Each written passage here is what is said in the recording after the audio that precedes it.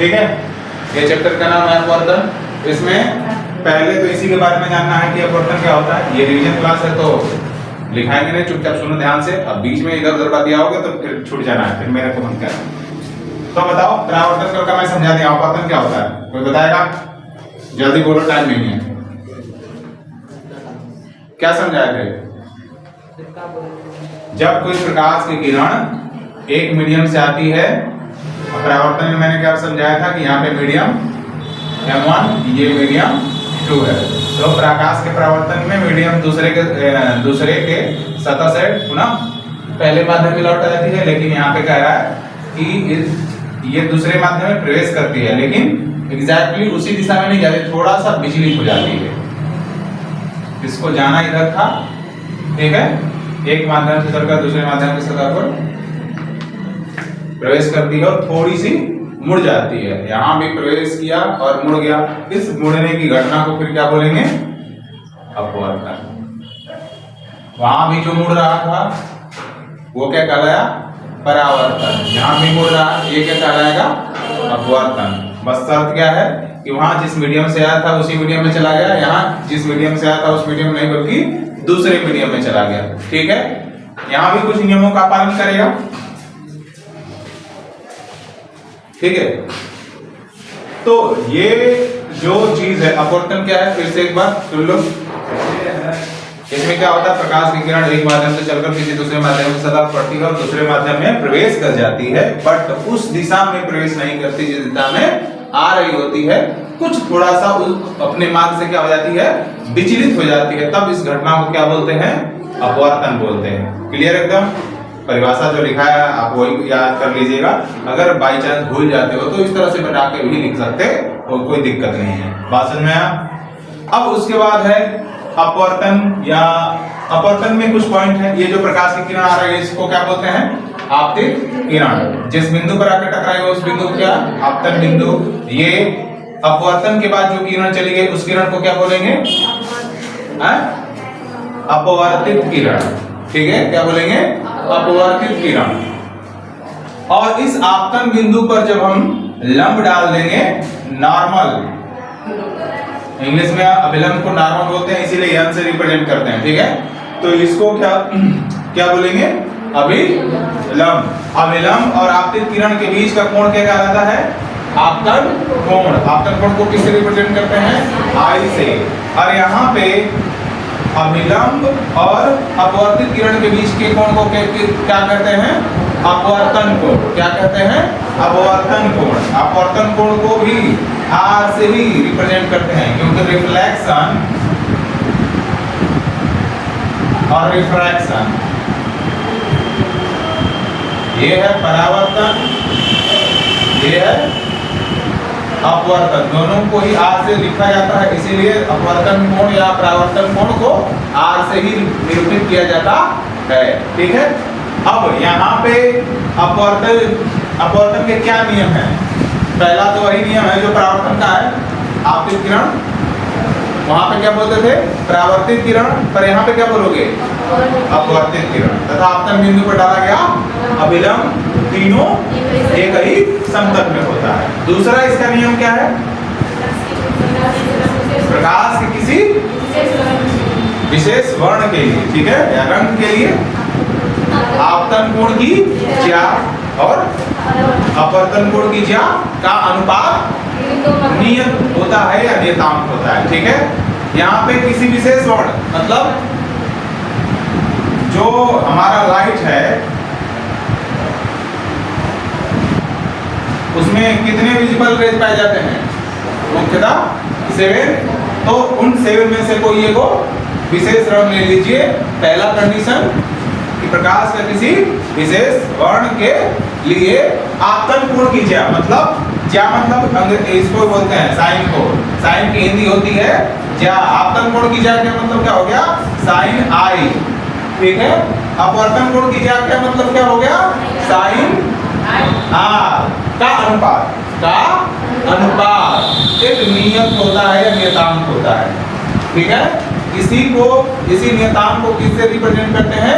Mu से। तो यहाँ से फार्मूला निकल के आता है साइन I बटे में sine R equal to mu. Clear एकदम। यहां से एक फार्मूला बनता है, इसी फार्मूले को बोलते हैं स्नेल का नियम। इस फार्मूले को नहीं, इस पूरे दूसरे वाला जो प्रॉपर्टी है, इस पूरे प्रॉपर्टी को क्या बोला जाता है? स्नेल का नियम। बात पकड़ में आई? 2 नंबर में पूछ देता है स्नेल का नियम लिखें। ये पूरा का पूरा जो दूसरा टॉपिक है उसको पूरा का पूरा परिभाषा लिख दीजिए, उसका फार्मूला बना दीजिए और लास्ट में लिखिए यही स्नेल का नियम। बात करता हूँ 2 नंबर मिल जाना है। अपवर्तन के नियम लिखना है तो पूरा का पूरा लिखना पड़ेगा, उसमें पहला नियम और दूसरा नियम एक्सप्लेन करना पड़ेगा और लास्ट में आप ये लिख देंगे तो उसको लगेगा कि नहीं, हाँ बच्चा कुछ बेहतर ढंग से जानता है, तो उसका मन खुश होगा तो नंबर ज्यादा देगा तुमको। ठीक है, सही बात है भाई। टीचर का मन खुश तो लड़का का नंबर ज्यादा। टीचर का पहले ही अगर मन ना खुश, काट पीट के दिखाई देगा, गुस्सा निकाल देगा, कहीं का गुस्सा कहीं निकाल देगा। ठीक है, तो इतनी जो चीजें हैं अभी समझ में आई कि नहीं आई? ठीक है,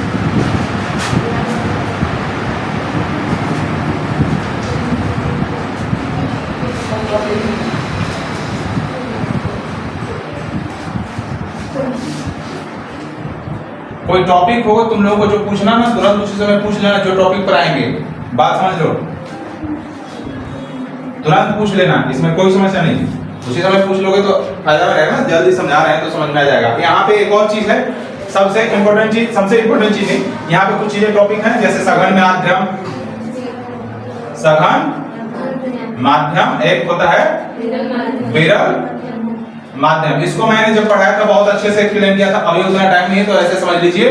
2 पदार्थ जब भी लीजिए उसी में तुलना होगी, किसी को एकदम परफेक्टली विरल या परफेक्टली सघन नहीं बोला जा सकता है। जैसे पानी और पेट्रोल का तेल ले लीजिए, ठीक है, पानी और पेट्रोल का तेल ले लीजिए, इसमें से सघन कौन होगा, विरल कौन होगा?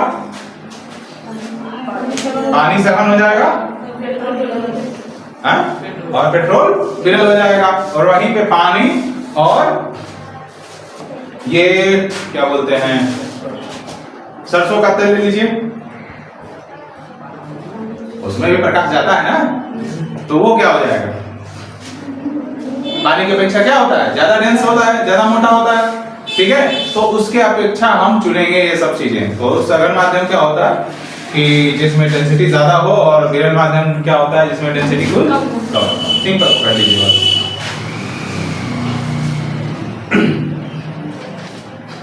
हाँ, एक और है पार्श्विक विस्थापन। पार्श्विक विस्थापन याद है?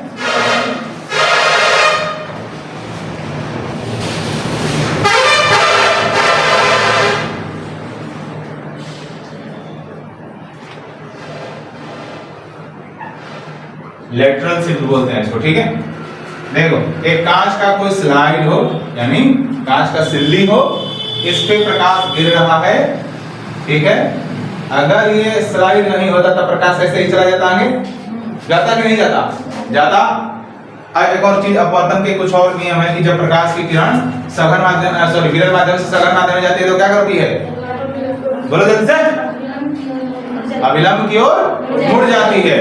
जब ये मान के चलिए विरल और ये नीचे क्या हो, सघन हो, तो जब प्रकाश की किरण विरल माध्यम से सघन माध्यम में जाती है तो ये अभिलंब, इसको जाना इधर था तो ये अभिलंब की ओर मुड़ जाती है। देखो ये यहाँ पे अगर ये नहीं रहता कांच तो ये इधर जाता, ये अभिलंब यहाँ पे है तो इसकी तरफ मुड़ा कि नहीं मुड़ा?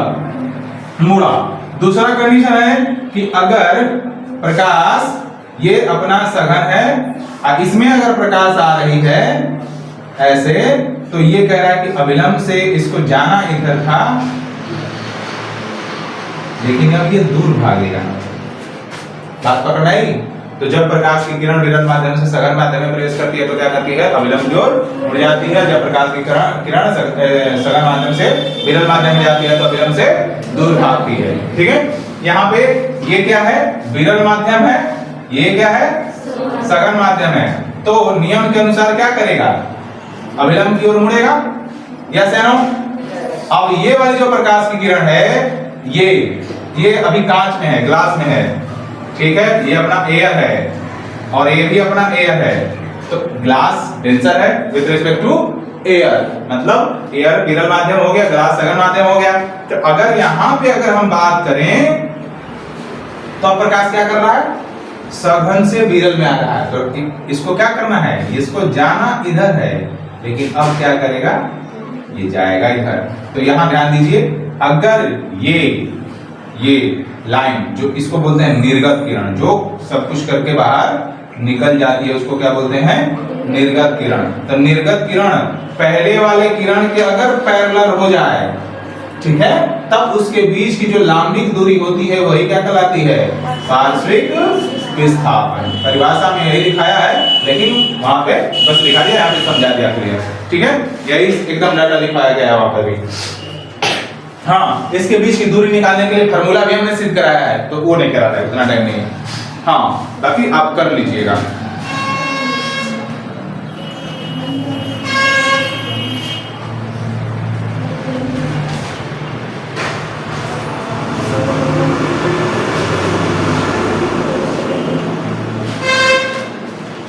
ये रिवीजन हो रहा है, तो थोड़ा सा आप लोग घर पे करके आएंगे ना तो और अच्छा रहेगा। ये हो घर पे नहीं,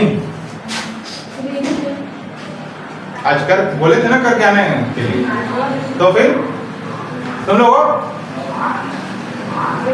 ठीक है पूछ रहे हैं अभी। अच्छा क्या बोलते हैं, कुछ अपवर्तन के उदाहरण बताओ, एग्जाम्पल दे करके। कुछ पूछ लेता है, जैसे बाल्टी में रखा हुआ जो सिक्का होता है ऊपर की तरफ उठा हुआ क्यों दिखाई देता है, 2 नंबर का क्वेश्चन आया हुआ है। अगर किसी पानी या जल में एक क्या बोलते हैं छड़ी या ये पेंसिल रखी हुई है तो मुड़ी क्यों दिखाई देती है, ये क्वेश्चन पूछा हुआ है बिहार बोर्ड में।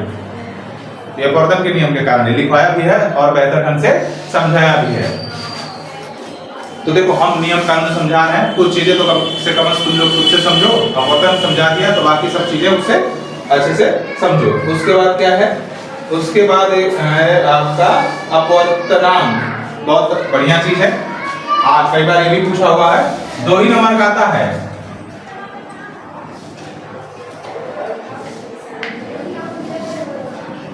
ठीक है, अब ध्यान से सुनो, अपवर्तनांक क्या होता है, हम ना किसी मीडियम में प्रकाश की जो गति है उसकी तुलना करते हैं निर्वात से, या तो किसी अदर मीडियम में प्रकाश की जो चाल है उसकी तुलना करते हैं किसी अदर मीडियम से। 2 ही कंडीशन होंगे, तो 2 कंडीशन होते हैं, तो एक बन जाता है सापेक्ष अपवर्तनांक और एक बन जाता है निरपेक्ष अपवर्तनांक। सापेक्ष मतलब मीडियम का मीडियम से तुलना होगा, निरपेक्ष का एयर से या निर्वात से किसी मीडियम की तुलना होगा। ठीक है, तो यहां देखो ध्यान से, अपवर्तनांक क्या कहता है, कहता है कि निर्वात में प्रकाश की चाल, ठीक है, निर्वात में प्रकाश की चाल तथा किसी मीडियम में प्रकाश की चाल के अनुपात को ही उस पदार्थ का, जिस पदार्थ में प्रकाश का अपवर्तनांक निकालना है, उस अपवर्तनांक का उसे उस पदार्थ का उसे क्या बोलेंगे, अपवर्तनांक बोलेंगे। ध्यान से, चाल, किसकी चाल, लाइट की, speed of light, speed of light, प्रकाश की चाल कहां कहां, वैक्यूम यानी निर्वात में और एक माध्यम में। तो निर्वात में प्रकाश की चाल हमेशा c होती है और किसी माध्यम में प्रकाश की चाल को हम ले लेते हैं Vm या Cm, कुछ भी ले लीजिए, कोई दिक्कत नहीं है, Cm ले लीजिए, ठीक है, ये वैक्यूम ले लीजिए। इसके अनुपात को ही क्या बोलते हैं, अपवर्तनांक बोलते हैं। और अपवर्तनांक को किससे निरूपित किया जाता है, म्यू से, n से, ठीक है। तो ये हो गया। अब ये जब कंडीशन होती है तो इसको बोलते हैं निरपेक्ष, याद होगा अपवर्तनांक को 2 हिस्सों में बांटा जाता है, निरपेक्ष अपवर्तनांक और सापेक्ष अपवर्तनांक या अपेक्षिक अपवर्तनांक, ठीक है। तो ये हो गया निरपेक्ष अपवर्तनांक, एक दूसरा हो जाता है सापेक्षिक या आपेक्षिक, किसी को बोलते हैं अपवर्तनांक, ठीक है। 2 चीजें, तो इसमें क्या है, किसी मीडियम में प्रकाश की गति की तुलना निर्वात में प्रकाश की गति से तुलना करते हैं तो जो अनुपात आता है वही उस माध्यम का क्या कहलाता है, अपवर्तनांक कहता है। तो सेम जिसका निकालना होगा उसका तुलना किसी और मीडियम में प्रकाश की चाल से कर देंगे तो वो भी क्या बताएगा, अपवर्तनांक बताएगा, लेकिन कंडीशन क्या होगा कि एक मीडियम के सापेक्ष दूसरे मीडियम को बताया जा रहा होगा। बात क्लियर है यहाँ पे? ठीक है, चलिए इतना काफी है, इसको देख लीजिएगा। यहाँ पे कुछ डाटा दिया हुआ है, उसको भी एक बार देख लीजिएगा, एक आध नंबर का पूछ लेता है। ठीक है, उसके बाद है अपना लेंस शुरू हो जाता है। तो आ जाइए लेंस पे।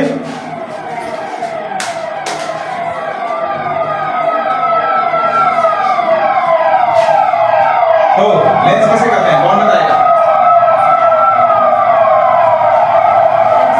लेंस किसे कहते हैं बच्चों? पीछे लेंस किसे कहते हैं?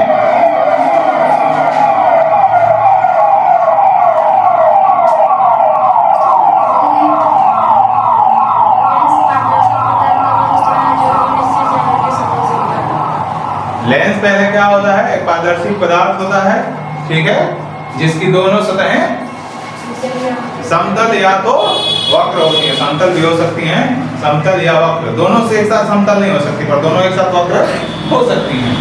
क्लियर एकदम?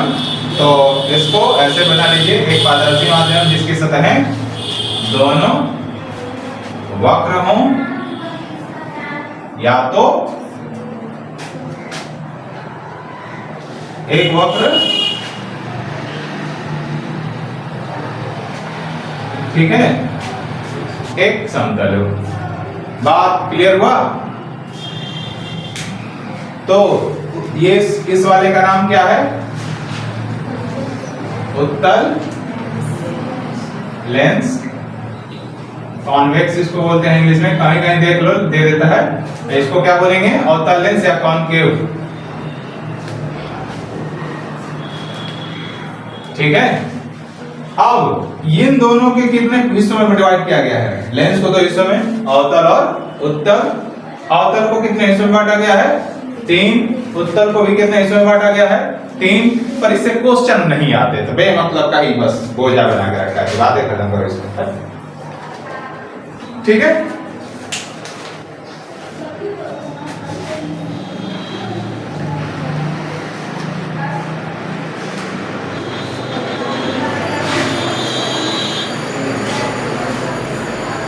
ठीक है। तो अभी यहाँ पे कुछ चीजें दी हुई हैं कि वक्रता केंद्र लेंस का क्या होता है, प्रधान अक्ष क्या होता है, ये भी समझा देते हैं आपको। तो मैं कुछ धागा वगैरह करता ना, कहाँ चला?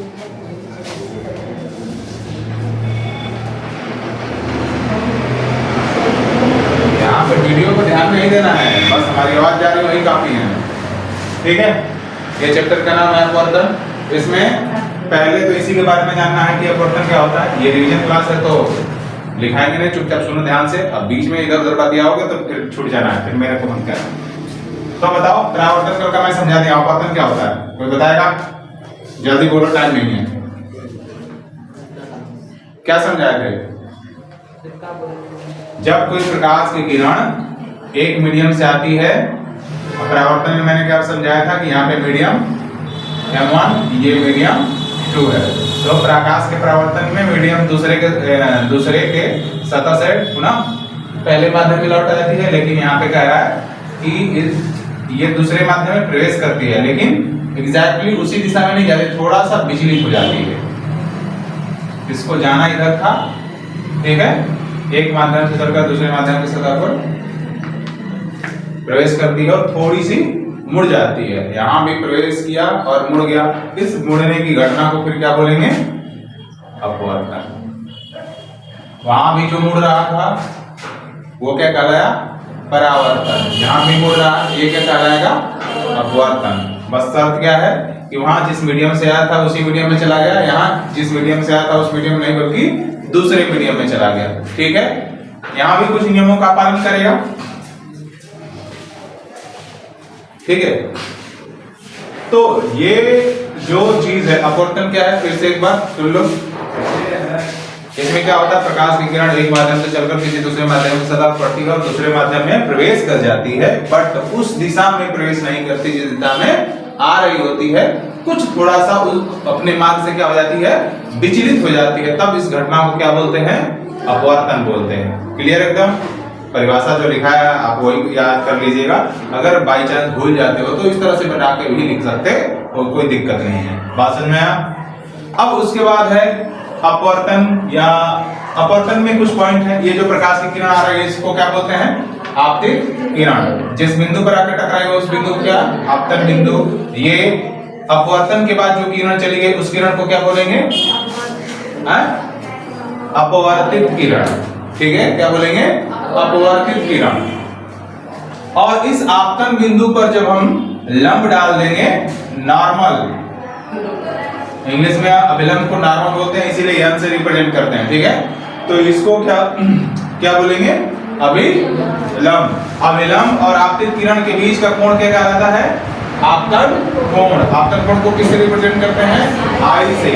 और यहाँ पे अभिलंब और अपवर्तित किरण के बीच के कोण को क्या कहते हैं, अपवर्तन कोण। क्या कहते हैं, अपवर्तन कोण। अपवर्तन कोण को भी आर से ही रिप्रेजेंट करते हैं, क्योंकि रिफ्लेक्शन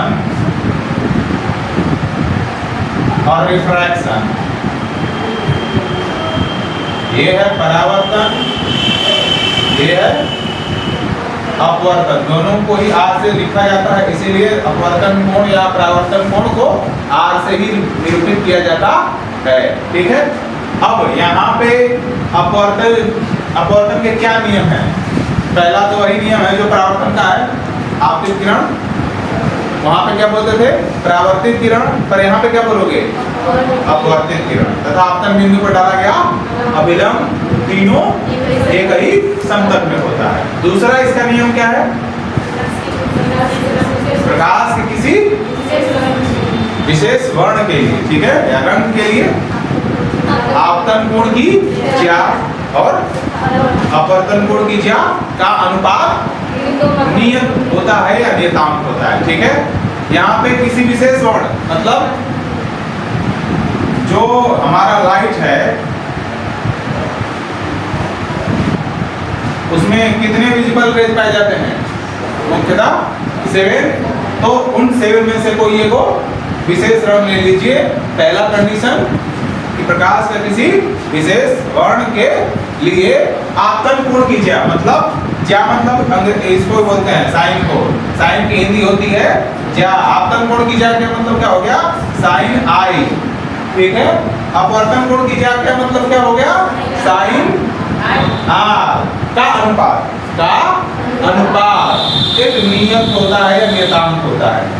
ठीक है, इसी नियतांक को किससे रिप्रेजेंट करते हैं, म्यू से। तो यहाँ से फार्मूला निकल के आता है साइन आई बटे में sine R equal to mu.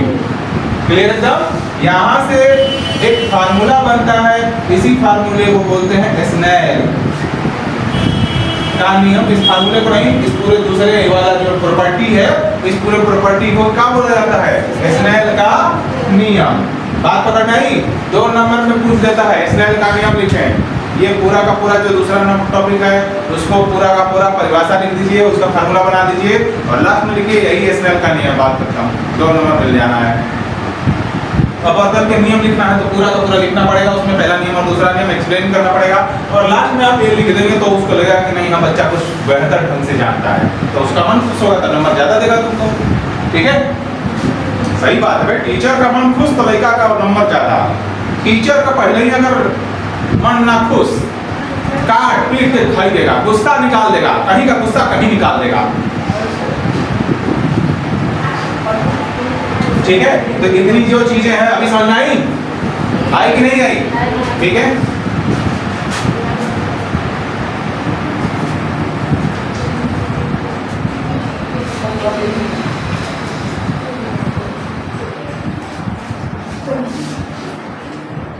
कोई टॉपिक होगा तुम लोगों को जो पूछना ना, तुरंत उसी समय पूछ लेना जो टॉपिक पर आएंगे। बात समझ लो, तुरंत पूछ लेना, इसमें कोई समस्या नहीं। उसी समय पूछ लोगे तो फायदा रहेगा ना, जल्दी समझा रहे हैं तो समझ में आ जाएगा। यहाँ पे एक और चीज है, सबसे इम्पोर्टेंट चीज है, यहाँ पे कुछ चीजें टॉपिक हैं, जैसे सघन माध्यम, सघन माध्यम, एक होता है विरल माध्यम। इसको मैंने जब पढ़ाया था बहुत अच्छे से एक्सप्लेन किया था, अभी उतना टाइम नहीं है तो ऐसे समझ लीजिए, दो पदार्थ जब भी लीजिए उसी में तुलना होगी, किसी को एकदम परफेक्टली विरल या परफेक्टली सघन नहीं बोला जा सकता है। जैसे पानी और पेट्रोल का तेल ले लीजिए, ठीक है, पानी और पेट्रोल का तेल ले लीजिए, इसमें से सघन कौन होगा, विरल कौन होगा? पानी सघन हो जाएगा और पेट्रोल विरल हो जाएगा। और वहीं पे पानी और ये क्या बोलते हैं सरसों का तेल ले लीजिए, उसमें भी प्रकाश जाता है ना, तो वो क्या हो जाएगा, पानी की अपेक्षा क्या होता है, ज्यादा डेंस होता है, ज्यादा मोटा होता है, ठीक है। तो उसके अपेक्षा हम चुनेंगे ये सब चीजें। तो सघन माध्यम क्या होता है कि जिसमें डेंसिटी ज्यादा हो, और विरल माध्यम क्या होता है जिसमें डेंसिटी कुछ कम। सिंपल कर लीजिए बस।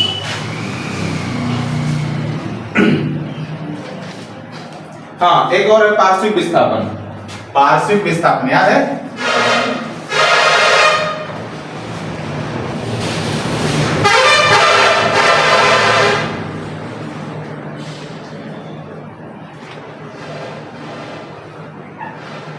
लेटरल शिफ्ट बोलते हैं इसको, ठीक है।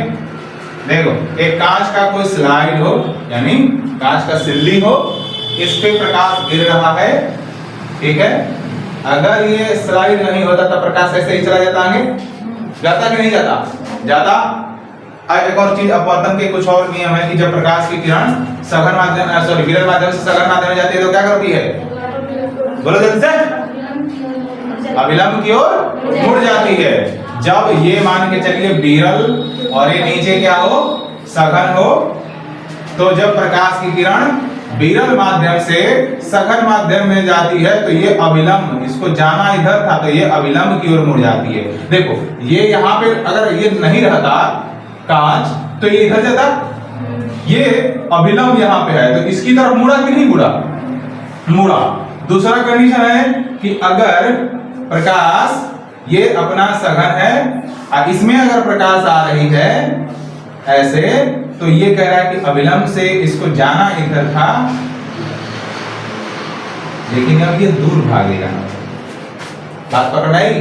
तो जब प्रकाश की किरण विरल माध्यम से सघन माध्यम में प्रवेश करती है तो क्या करती है, अभिलंब की ओर मुड़ जाती है। जब प्रकाश की किरण सघन माध्यम से विरल माध्यम में जाती है तो अभिलंब से दूर भागती है, ठीक है। यहाँ पे ये क्या है, विरल माध्यम है, ये क्या है, सघन माध्यम है। तो नियम के अनुसार क्या करेगा, अभिलंब की ओर मुड़ेगा, यस या नो? अब ये वाली जो प्रकाश की किरण है ये अभी कांच में है, ग्लास में है, ठीक है, ये अपना एयर है और ये भी अपना एयर है। तो ग्लास डेंसर है विद रिस्पेक्ट टू एयर, मतलब एयर विरल माध्यम हो गया, ग्लास सघन माध्यम हो गया। तो अगर यहाँ पे अगर हम बात करें तो अब प्रकाश क्या कर रहा है, सघन से विरल में आ रहा है, तो इसको क्या करना है, इसको जाना इधर है, लेकिन अब क्या करेगा, ये जाएगा इधर। तो यहां ध्यान दीजिए, अगर ये लाइन जो इसको बोलते हैं निर्गत किरण, जो सब कुछ करके बाहर निकल जाती है उसको क्या बोलते हैं, निर्गत किरण। तो निर्गत किरण पहले वाले किरण के अगर पैरेलल हो जाए, ठीक है, तब उसके बीच की जो लांबिक दूरी होती है वही क्या कहलाती है, पार्श्विक विस्थापन। परिभाषा में यही दिखाया है लेकिन वहां पे बस लिखा दिया, यहाँ पे समझा दिया क्लियर, ठीक है, यही एकदम डाटा लिखाया गया वहां पर भी।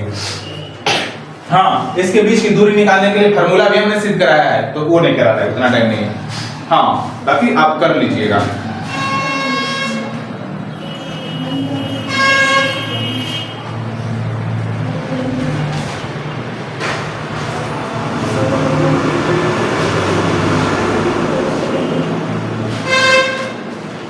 ये रिवीजन हमारा है, तो थोड़ा सा आप लोग घर पे करके आएंगे ना तो और अच्छा रहेगा। ये हो घर पे नहीं,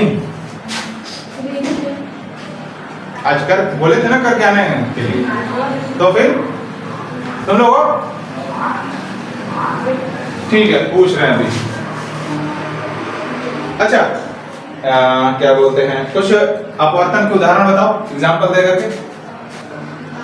कुछ पूछ लेता है, जैसे बाल्टी में रखा हुआ जो सिक्का होता है ऊपर की तरफ उठा हुआ क्यों दिखाई देता है, 2 नंबर का क्वेश्चन आया हुआ है। अगर किसी पानी या जल में एक क्या बोलते हैं छड़ी या ये पेंसिल रखी हुई है तो मुड़ी क्यों दिखाई देती है? ये क्वेश्चन पूछा हुआ है ब्याज बोर्ड में। ये अपवर्तन के नियम के कारण लिखवाया भी है और बेहतर ढंग से समझाया भी है। तो देखो हम नियम कानून समझा रहे हैं, कुछ चीजें तो कम से कम तुम लोग खुद से समझो, अपवर्तन समझा दिया तो बाकी सब चीजें उससे अच्छे से समझो। उसके बाद क्या है? उसके बाद एक है आपका अपवर्तनांक, बहुत बढ़िया चीज है। आज कई बार ये भी पूछा हुआ है, 2 ही नंबर का आता है।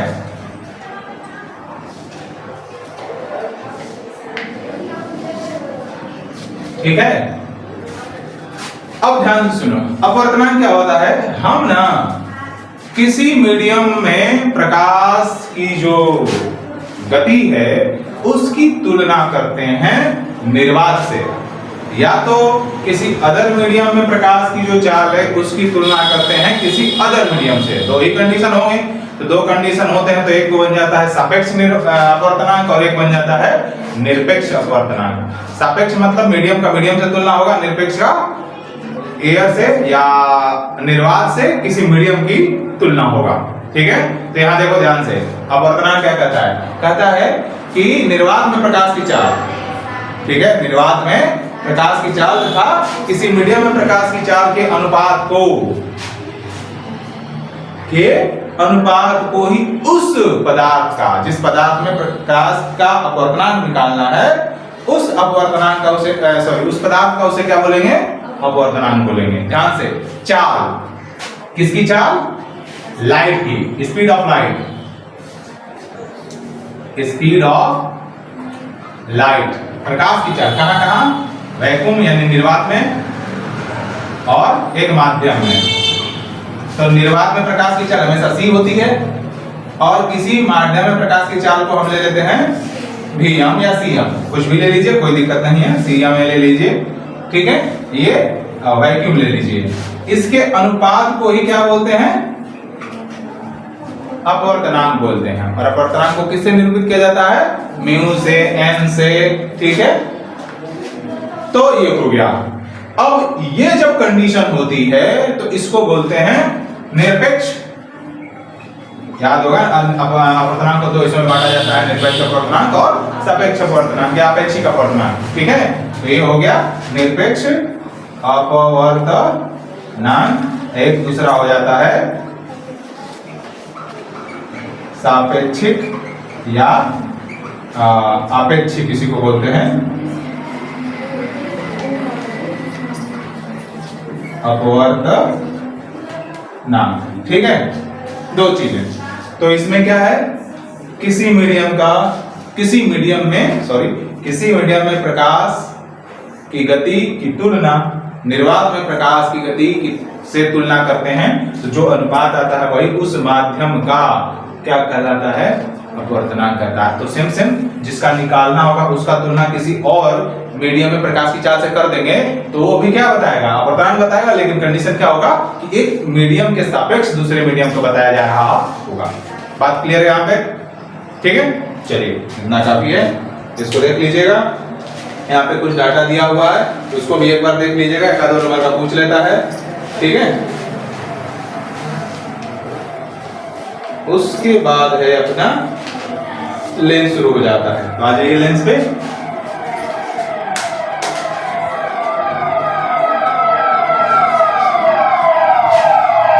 तो लेंस किसे कहते हैं? कौन बताएगा? लेंस किसे कहते हैं बच्चों? पीछे लेंस किसे कहते हैं?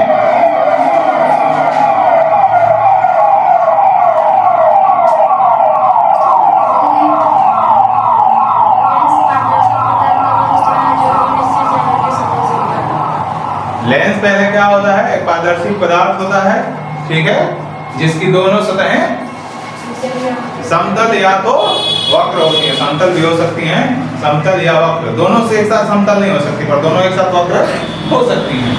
क्लियर एकदम? तो इसको ऐसे बना लीजिए, एक पारदर्शी माध्यम जिसकी सतहें दोनों वक्र हों या तो एक वक्र, ठीक है, एक समतल हो। बात क्लियर हुआ? तो ये इस वाले का नाम क्या है? उत्तल लेंस, कॉन्वेक्स इसको बोलते हैं इंग्लिश में, कहीं कहीं देख लो दे देता है। इसको क्या बोलेंगे? अवतल लेंस या कॉनकेव। ठीक है।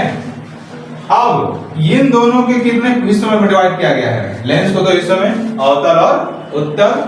अवतल को कितने हिस्सों में बांटा गया है? 3। उत्तल को भी कितने हिस्सों में बांटा गया है? 3। पर इससे क्वेश्चन नहीं आते, तो बेमतलब का ही बस बोझा बना के रखा है, बातें खत्म करो इसमें। ठीक है।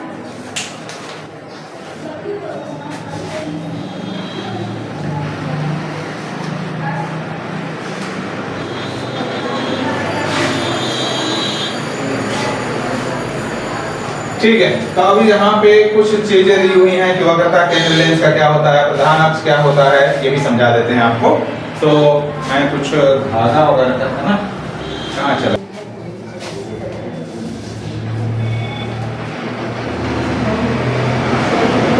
यहाँ पे वीडियो को ध्यान नहीं देना है, बस हमारी आवाज जा रही वही काफी है।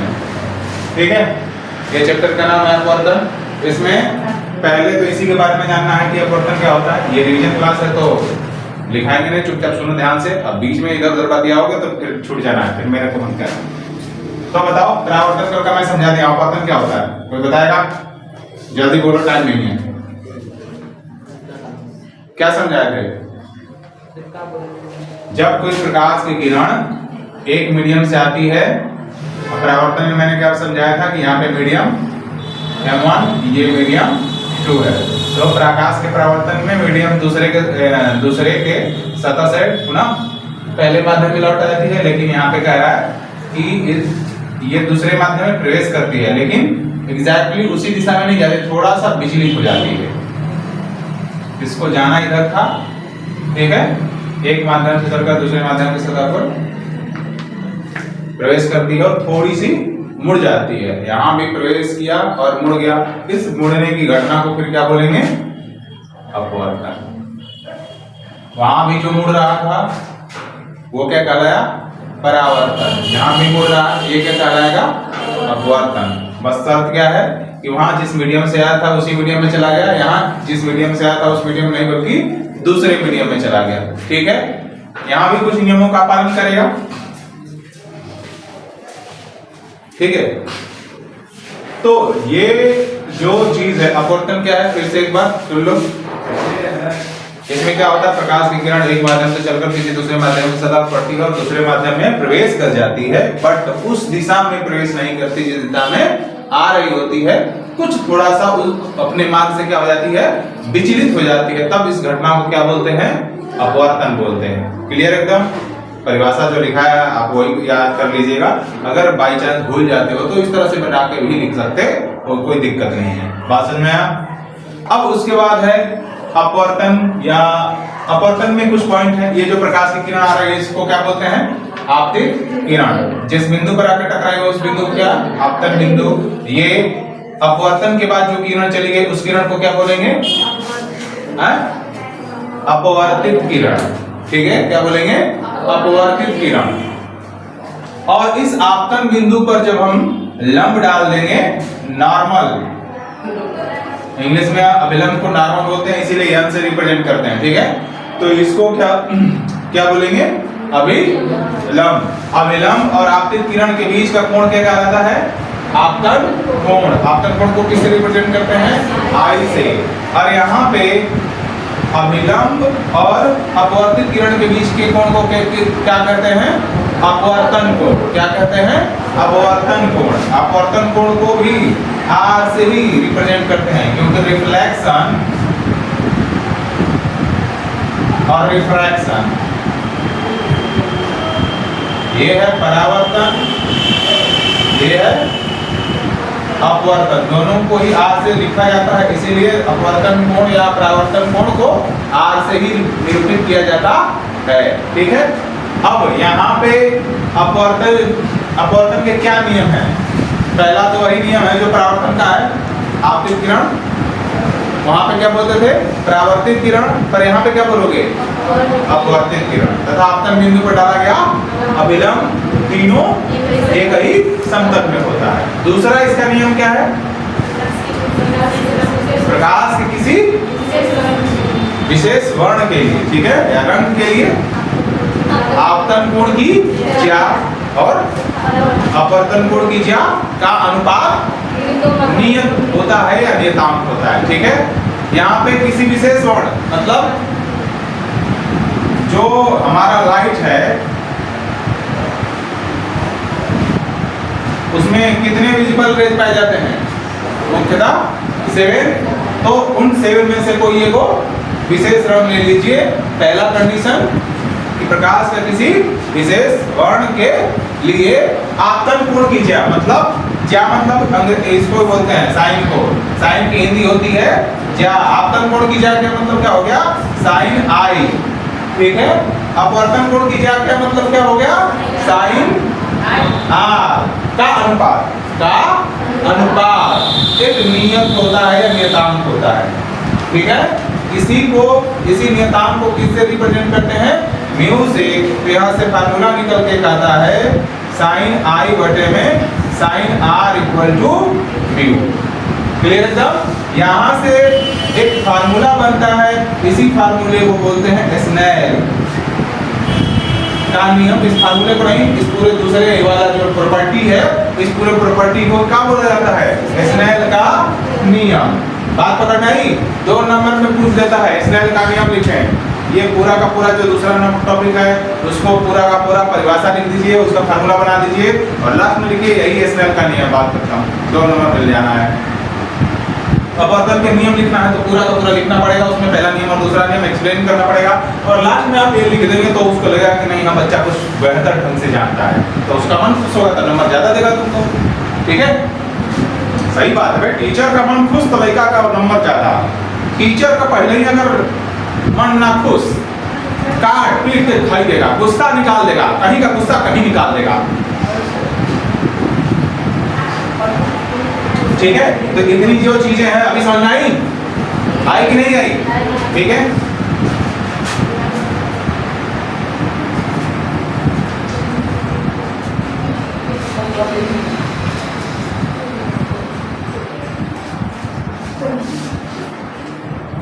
कोई टॉपिक हो तुम लोगों को जो पूछना ना तुरंत उसी समय पूछ लेना, जो टॉपिक पर आएंगे। बात समझ लो, तुरंत पूछ लेना, इसमें कोई समस्या नहीं। उसी समय पूछ लोगे तो फायदा रहेगा ना, जल्दी समझा रहे हैं तो समझ में आ जाएगा। यहाँ पे एक और चीज है, सबसे इम्पोर्टेंट चीज है, यहाँ पे कुछ चीजें टॉपिक हैं जैसे सघन माध्यम, सघन माध्यम, एक होता है विरल माध्यम। इसको मैंने जब पढ़ाया था बहुत अच्छे से एक्सप्लेन किया था, अभी उतना टाइम नहीं है तो ऐसे समझ लीजिए, 2 पदार्थ जब भी लीजिए उसी में तुलना होगी, किसी को एकदम परफेक्टली विरल या परफेक्टली सघन नहीं बोला जा सकता है। जैसे पानी और पेट्रोल का तेल ले लीजिए, ठीक है, पानी और पेट्रोल का तेल ले लीजिए, इसमें से सघन कौन होगा, विरल कौन होगा? पानी सघन हो जाएगा और पेट्रोल विरल हो जाएगा। और वहीं पे पानी और ये क्या बोलते हैं सरसों का तेल ले लीजिए,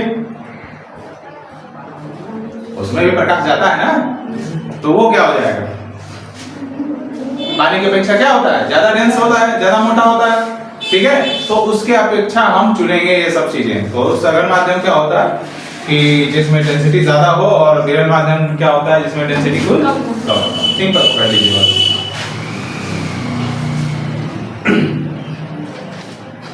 हाँ, एक और है पार्श्विक विस्थापन। पार्श्विक विस्थापन याद है?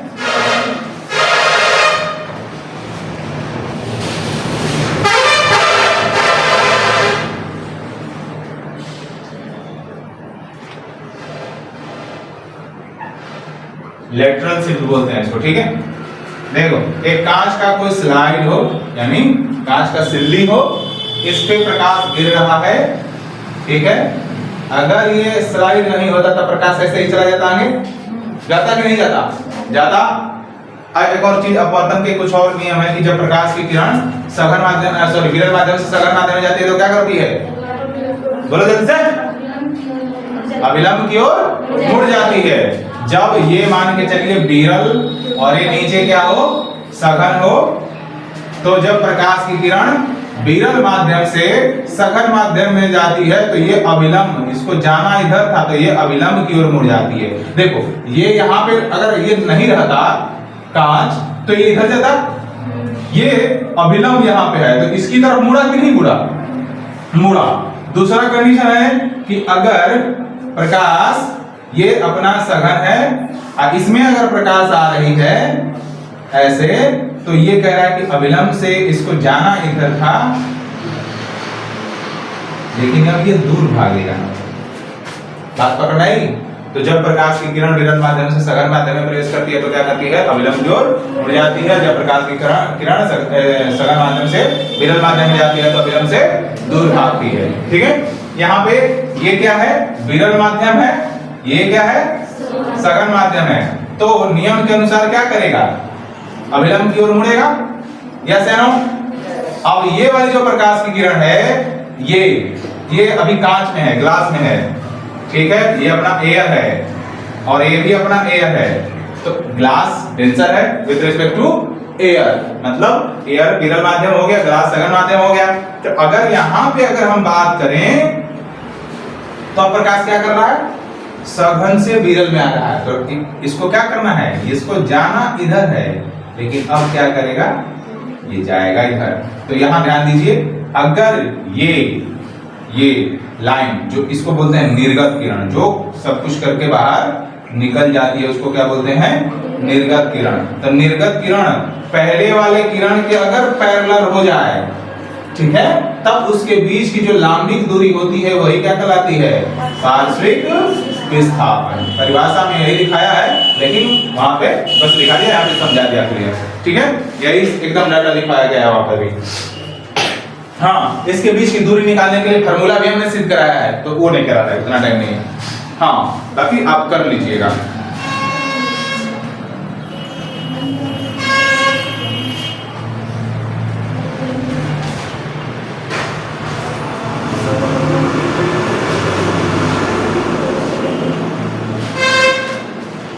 ये रिवीजन हो रहा है तो थोड़ा सा आप लोग घर पे करके आएंगे ना तो और अच्छा रहेगा। ये हो घर पे नहीं, आज कर बोले थे ना करके आने के लिए, तो फिर तुम लोग ठीक है पूछ रहे हैं अभी। अच्छा क्या बोलते हैं, कुछ अपवर्तन के उदाहरण बताओ, एग्जाम्पल दे करके। कुछ पूछ लेता है, जैसे बाल्टी में रखा हुआ जो सिक्का होता है ऊपर की तरफ उठा हुआ क्यों दिखाई देता है, 2 नंबर का क्वेश्चन आया हुआ है। अगर किसी पानी या जल में एक क्या बोलते हैं छड़ी या ये पेंसिल रखी हुई है तो मुड़ी क्यों दिखाई देती है, ये क्वेश्चन पूछा हुआ है बिहार बोर्ड में। ये अपवर्तन के नियम के कारण लिखवाया भी है और बेहतर ढंग से समझाया भी है। तो देखो हम नियम कानून समझा रहे हैं, कुछ चीजें तो कम से कम तुम लोग खुद से समझो, अपवर्तन समझा दिया तो बाकी सब चीजें उससे अच्छे से समझो। उसके बाद क्या है, उसके बाद एक है आपका अपवर्तनांक, बहुत बढ़िया चीज है। कई बार ये भी पूछा हुआ है, 2 ही नंबर का आता है।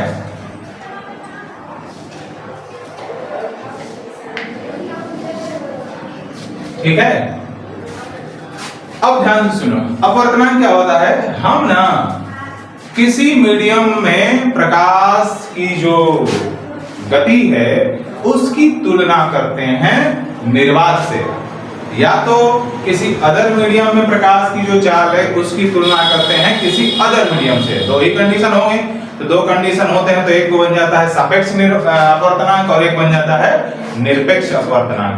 सापेक्ष मतलब मीडियम का मीडियम से तुलना होगा, निरपेक्ष का एयर से या निर्वात से किसी मीडियम की तुलना होगा। ठीक है, तो यहाँ देखो ध्यान से, अपवर्तनांक क्या कहता है, कहता है कि निर्वात में प्रकाश की चाल, ठीक है, निर्वात में प्रकाश की चाल तथा किसी मीडियम में प्रकाश की चाल के अनुपात को ही उस पदार्थ का, जिस पदार्थ में प्रकाश का अपवर्तनांक निकालना है उस अपवर्तनांक का उसे उस पदार्थ का उसे क्या बोलेंगे, अपवर्तनांक बोलेंगे। ध्यान से, चाल किसकी चाल, लाइट की, speed of light. Speed of light, प्रकाश की चाल कहां कहां, वैक्यूम यानी निर्वात में और एक माध्यम में। तो निर्वात में प्रकाश की चाल हमेशा c होती है और किसी माध्यम में प्रकाश की चाल को हम ले लेते हैं Vm या Cm, कुछ भी ले लीजिए कोई दिक्कत नहीं है, Cm ले लीजिए, ठीक है। ये वैक्यूम ले लीजिए। इसके अनुपात को ही क्या बोलते हैं, अपवर्तनांक बोलते हैं। और अपवर्तनांक को किससे निरूपित किया जाता है, म्यू से, n से, ठीक है। तो ये हो गया। अब ये जब कंडीशन होती है तो इसको बोलते हैं निरपेक्ष, याद होगा अपवर्तनांक को दो इसमें बांटा जाता है, निरपेक्ष अपवर्तनांक और सापेक्ष अपवर्तनांक या अपेक्षिक अपवर्तनांक, ठीक है। तो ये हो गया निरपेक्ष अपवर्तनांक। एक दूसरा हो जाता है सापेक्षिक या आपेक्षिक, इसी को बोलते हैं अपवर्तनांक, ठीक है। दो चीजें, तो इसमें क्या है, किसी मीडियम में प्रकाश की गति की तुलना निर्वात में प्रकाश की गति से तुलना करते हैं, तो जो अनुपात आता है वही उस माध्यम का क्या कहलाता है, अपवर्तनांक कहता है। तो सेम जिसका निकालना होगा उसका तुलना किसी और मीडियम में प्रकाश की चाल से कर देंगे तो वो भी क्या बताएगा, अपवर्तनांक बताएगा, लेकिन कंडीशन क्या होगा कि एक मीडियम के सापेक्ष दूसरे मीडियम को बताया जा रहा होगा। बात क्लियर है यहाँ पे, ठीक है। चलिए इतना काफी है, इसको देख लीजिएगा। यहाँ पे कुछ डाटा दिया हुआ है, उसको भी एक बार देख लीजिएगा, एक आध नंबर का पूछ लेता है, ठीक है। उसके बाद है अपना लेंस शुरू हो जाता है। तो आ जाइए लेंस पे।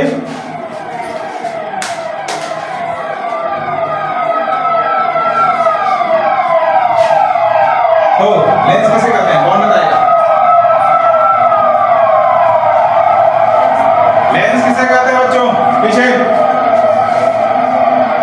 लेंस किसे कहते हैं?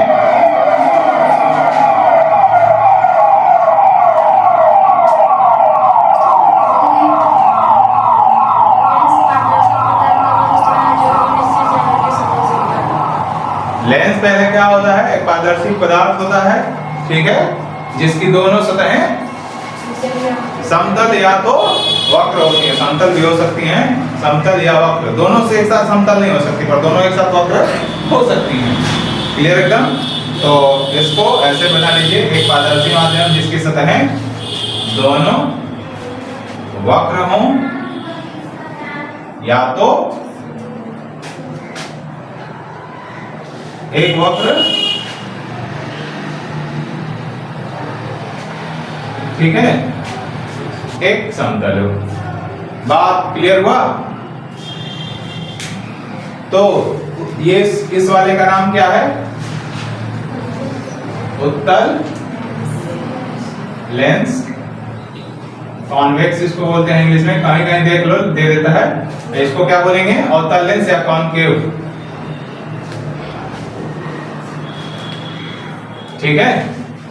अब इन दोनों के कितने हिस्सों में डिवाइड किया गया है, लेंस को दो हिस्सों में, अवतल और उत्तल। अवतल को कितने हिस्सों में बांटा गया है, 3। उत्तल को भी कितने हिस्सों में बांटा गया है, 3। पर इससे क्वेश्चन नहीं आते, तो बेमतलब का ही बस बोझा बना के रखा है, बातें खत्म करो इसमें, ठीक है।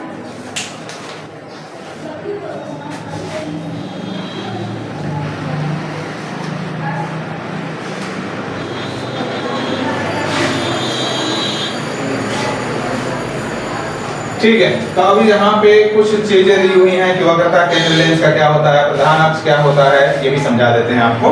तो मैं कुछ धागा वगैरह करता ना, कहाँ चला,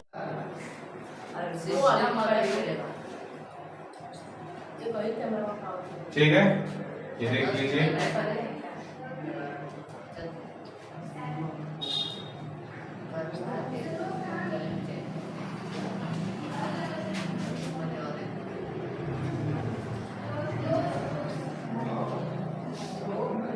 सही है, तो ये अपना बन गया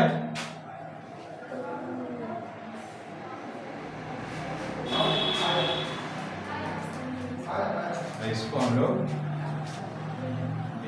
हैं जो कि टेढ़े जाएगा, हमको पता है। ठीक है, तो हॉरिजॉन्टल बिंदु है, तो ध्यान से देखना इस वाले बिंदु के कारण कौन सा तल खींचा गया, ये तो ये इधर से जब हम पढ़ते हैं, हम इधर से ना पढ़ते हैं, तो ये हमारे पहले पड़ेगा कि हमारे पहले पड़ेगा, ये हमारा पहले पड़ेगा, तो इसको बोलते हैं S1 सरफेस, इसको बोलते हैं S2 सरफेस। तो S2 का सेंटर इधर है, तो ये हो जाएगा C2, सेंटर ऑफ कर्वेचर, वक्रता केंद्र। ठीक है, तो C से रिप्रेजेंट करते हैं, और ये पहला है तो इसका पड़ा है इधर, तो ये हो जाएगा C1। ठीक है, तो ज्यादातर लेंसों में ना तो C2 C1 दिखता है, ठीक है, ऐसा नहीं कुछ दिखता। तो जब C1 C2 नहीं दिखता तो क्या दिखता है, इधर दिखेगा आपको F1, इसको लिखा जाता है 2F1, यहाँ पे लिखा जाएगा F2, इधर क्या लिखा जाएगा 2F। क्लियर एकदम, यहाँ पे C1 C2 नहीं दिखेगा, वहां इसके बदले में यही दिखेगा, पर समझने के लिए दोनों ले लेते हैं। ठीक है, तो याद रखिए, और यहाँ पे इसको बोलते हैं पहला सतह है तो P1। अब देखो यहाँ पलट गया, इधर F1 F2 P1 इधर दिखना चाहिए, लेकिन ये नहीं, सतह से रिप्रेजेंट करेंगे, इधर हो जाएगा P2। अब यहाँ पे एक और बीच में शब्द होता है तो ध्रुव हो गया। एक होता है प्रकाशिक केंद्र, क्या होता है प्रकाशिक केंद्र, तो प्रकाशिक केंद्र का भी परिभाषा कभी कभी पूछ लेता है। ठीक है, कि अगर कोई पतला लेंस है तो अगर इसका अपवर्तन के पश्चात निर्गत किरण, ठीक है, आपतित जो किरण है अपवर्तन के पश्चात अगर निर्गत किरण इसी के समानांतर हो जाए, जो कि लग रहा है किसी के समानांतर हो गई है, तब ये प्रकाश की किरण मुख्य अक्ष को, इस वाले को C1 और C2 को मिलाने वाली रेखा को क्या बोलते हैं, मुख्य अक्ष बोलते हैं। कह रहा है कि अगर पतला लेंस है और कोई प्रकाश की किरण आ रही है और अपवर्तन के पश्चात पुनः आपतित किरण के ही समानांतर हो जाती है, तब मुख्य अक्ष को जिस बिंदु पर वो प्रकाश की किरण काटती है उसी बिंदु को क्या बोलते हैं, प्रकाशिक।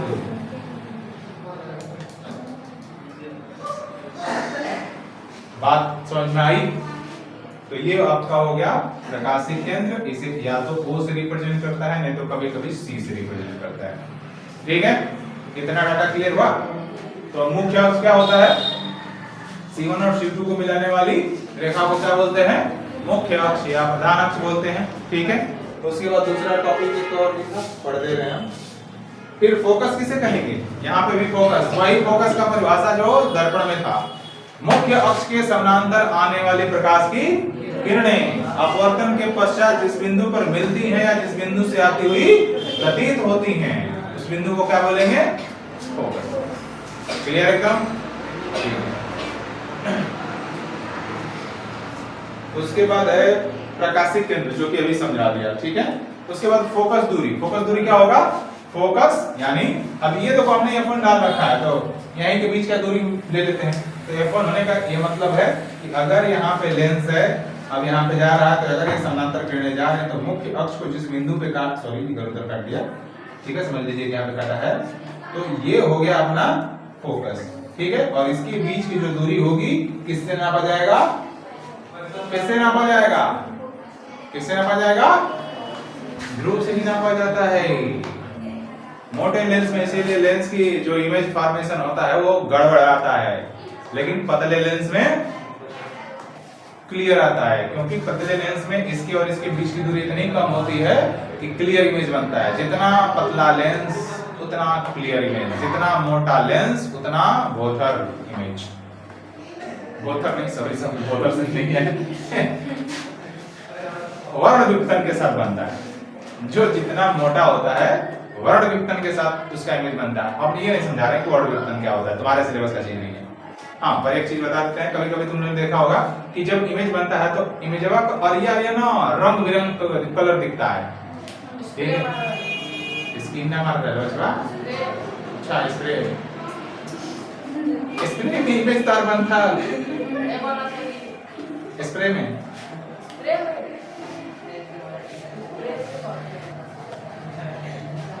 ठीक है, कहीं भी लेंस के द्वारा अगर इमेज देखोगे या कोई करोगे तो कुछ धब्बा जैसा दिखाई देगा। या उत्तल लेंस लेना और धूप के द्वारा करना, तो धूप में जहां इकट्ठा होगा प्रकाश उसके आजू बाजू थोड़ा सा और चमकीला होगा, क्योंकि वो थोड़ा मोटा होता है, जिसके कारण से ऐसा फील होता है। ठीक है, इतनी बातें समझ में आ गई। उसके बाद है उत्तल लेंस द्वारा बने वाले प्रतिबिंब के लिए नियम। तो नियम क्या है? वही नियम है कि जब कोई प्रकाश की किरण मुख्य अक्ष से समानांतर गुजरेगी तो कहां से होकर गुजर जाती है?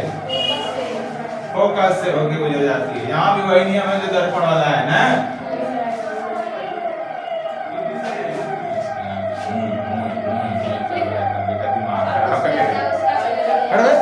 एक तो काट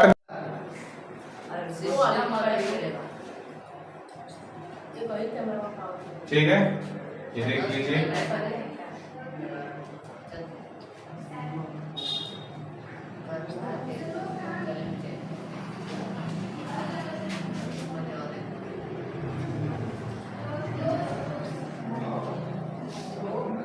सही है, तो ये अपना बन गया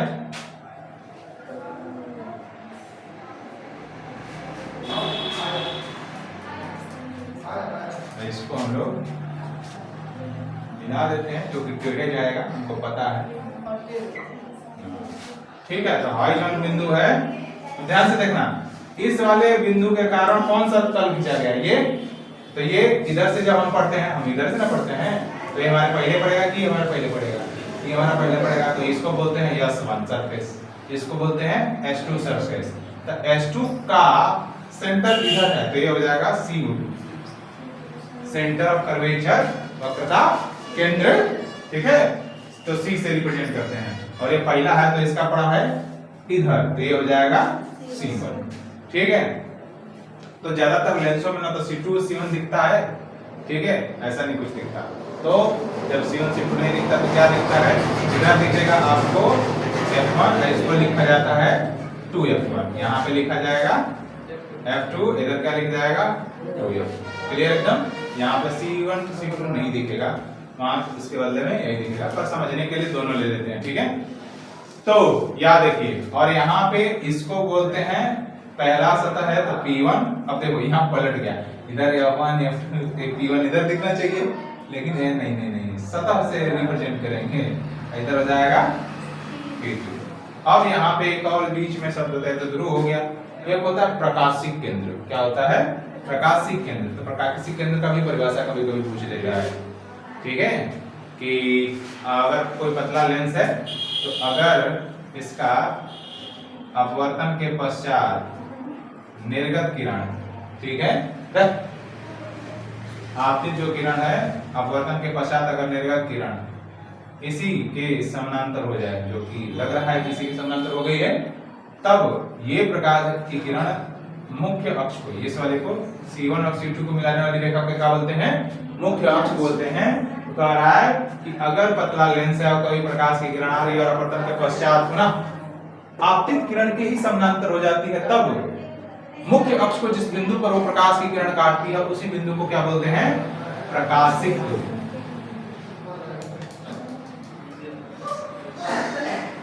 बात समझ में आई? तो ये आपका हो गया प्रकाशिक केंद्र। इसे या तो O से रिप्रेजेंट करता है, नहीं तो कभी कभी C से रिप्रेजेंट करता है। ठीक है, इतना डाटा क्लियर हुआ? तो मुख्य अक्ष क्या होता है? C1 और C2 को मिलाने वाली रेखा को क्या बोलते हैं? मुख्य अक्ष या प्रधान अक्ष बोलते हैं। ठीक है, तो उसके बाद दूसरा टॉपिक एक और पढ़ दे रहे हैं। फिर फोकस किसे कहेंगे? यहाँ पे भी फोकस, वही फोकस का परिभाषा जो दर्पण में था। मुख्य अक्ष के समानांतर आने वाले प्रकाश की किरणें अपवर्तन के पश्चात जिस बिंदु पर मिलती हैं या जिस बिंदु से आती हुई प्रतीत होती हैं, उस बिंदु को क्या बोलेंगे? फोकस। क्लियर एकदम? उसके बाद है प्रकाशिक केंद्र, जो कि अभी समझा दिया। ठीक है, उसके बाद फोकस दूरी। फोकस दूरी क्या होगा? फोकस यानी अब ये तो हमने F1 डाल रखा है, तो यहीं के बीच क्या दूरी ले लेते हैं। तो F1 होने का ये मतलब है कि अगर यहाँ पे लेंस है, अब यहाँ पे जा रहा है, तो अगर ये समानांतर किरणें जा रहे हैं तो मुख्य अक्ष को जिस बिंदु पे इधर उधर काट दिया, ठीक है, समझ लीजिए यहाँ पे काटा है, तो ये हो गया अपना फोकस। ठीक है, और इसके बीच की जो दूरी होगी किससे नापा जाएगा? किससे नापा जाएगा? किससे नापा जाएगा? ध्रुव से ही नापा जाता है।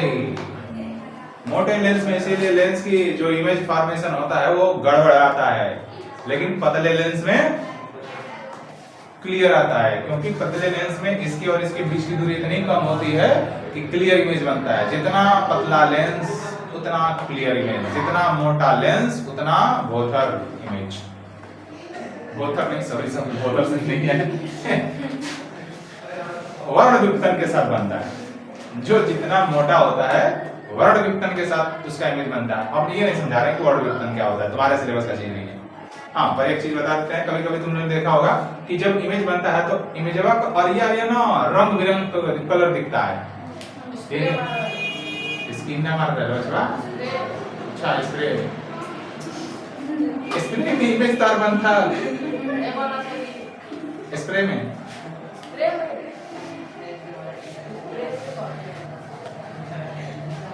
ठीक है, कहीं भी लेंस के द्वारा अगर इमेज देखोगे या कोई करोगे तो कुछ धब्बा जैसा दिखाई देगा। या उत्तल लेंस लेना और धूप के द्वारा करना, तो धूप में जहाँ इकट्ठा होगा प्रकाश उसके आजू बाजू थोड़ा सा और चमकीला होगा, क्योंकि वो थोड़ा मोटा होता है, जिसके कारण से ऐसा फील होता है। ठीक है, इतनी बात समझ में आ गई। उसके बाद है उत्तल लेंस द्वारा बने वाले प्रतिबिंब के लिए नियम। तो नियम क्या है? वही नियम है कि जब कोई प्रकाश की किरण मुख्य अक्ष से समानांतर गुजरेगी तो कहां से होकर गुजर जाती है? फोकस से होकर गुजर जाती है। यहाँ भी वही नियम है जो दर्पण वाला है ना।